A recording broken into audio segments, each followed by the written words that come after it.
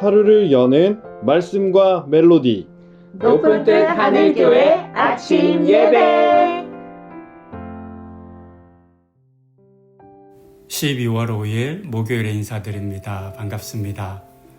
오늘 저희가 함께 할 묵상의 말씀은 마태복음 2장 3절부터 6절입니다. 지난 월요일에 말씀드린 것처럼 대림절 기간에는 먼저 말씀을 듣고 설교를 나눈 후 다시 한번 말씀을 듣는 시간을 가집니다.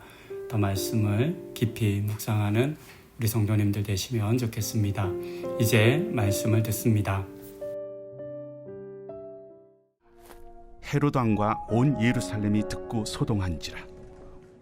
왕이 모든 대제사장과 백성의 서기관들을 모아 그리스도가 어디서 나겠느냐 물으니, 유대 베들레헴이오니 이는 선지자로 이렇게 기록된 바, 또 유대 땅 베들레헴아, 너는 유대 고을 중에서 가장 작지 아니하도다. 내게서 한 다스리는 자가 나와서 내 백성 이스라엘의 목자가 되리라 하였음이니이다. 어제 우리는 예수 나심을 경배로 반응했던 동방의 박사들을 만났습니다. 그리고 오늘은 3절의 헤롯과 온 예루살렘이 어떤 반응을 보였는지를 봅니다. 그들은 기록된 것처럼 소동으로 반응했습니다. 나중에 보시겠지만 예수를 찾지 못하게 되자 헤롯은 그쯤에 태어난 모든 남자 아이들을 죽이는 것으로 반응하기도 합니다. 그런데 이방인으로서 유대인의 왕 노릇을 하던 헤롯만 소동한 것이 아니라는 것을 우리는 좀 더 중요히 보아야 합니다. 성경은 헤롯뿐만 아니라 온 예루살렘이 소동했다라고 들려줍니다.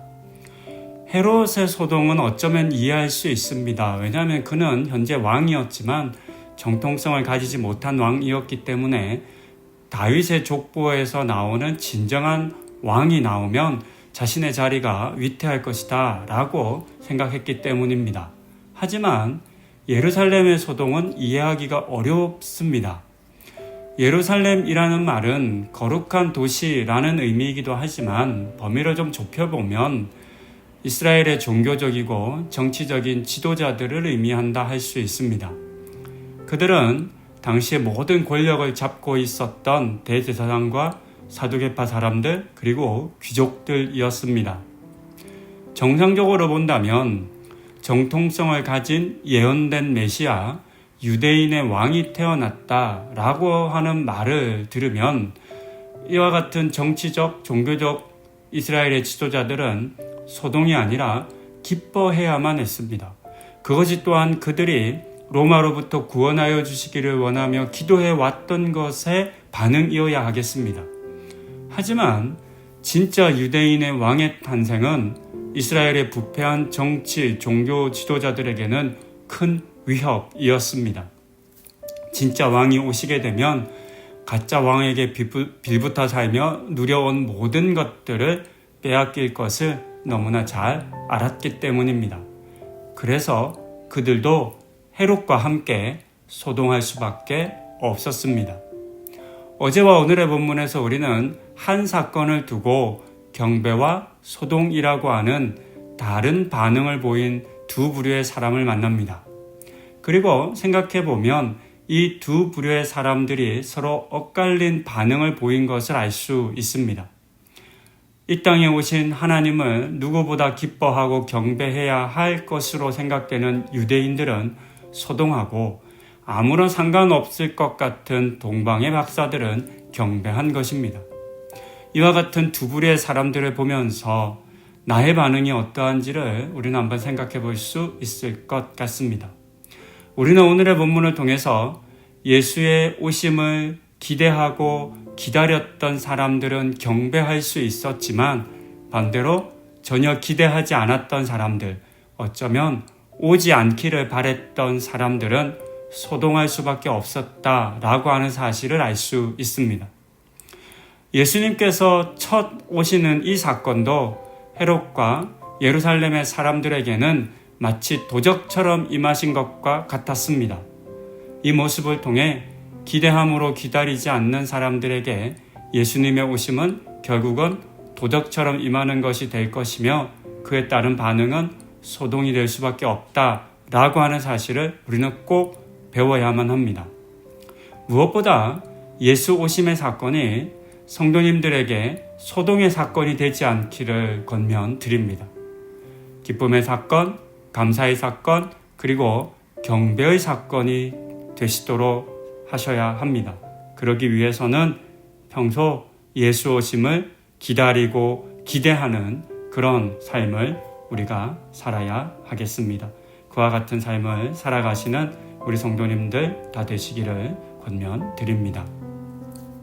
다들 아시겠지만 나라와 사회가 많이 혼란합니다. 빠르게 안정되기를 위해서 꼭 우리가 함께 기도해야 하겠습니다. 그리고 이 땅에 다시는 전쟁을 비롯해 국민을 향해 총이 발포되는 그런 일이 없도록 우리 모두의 마음을 모으고 하나님의 은혜를, 구원하심을, 평화를 간절히 기도해야 하겠습니다. 그렇게 기도하시는 우리 성도님들 다 되시기를 부탁드립니다. 이제 함께 기도합니다. 어제 우리는 예수 오심의 소식을 듣고 경배하기 위해 찾아온 사람들을 만났지만 오늘의 본문에서는 그 소식을 듣고 소동하는 사람들의 모습을 봅니다. 이 두 부류의 사람들 속에 나는 어떤 부류에 속하는지를 우리가 정직히 묻고 답해야 하겠습니다. 그리고 주님 오심을 기대하고 기다리는 매일매일의 삶 속에서 그래서 정말 주님이 오실 때는 그것을 기뻐하는, 그래서 경배하는 우리들 다 되게 하여 주시옵소서. 하나님 이 땅을 불쌍히 여겨 주시옵소서. 긍휼히 여겨 주시옵소서.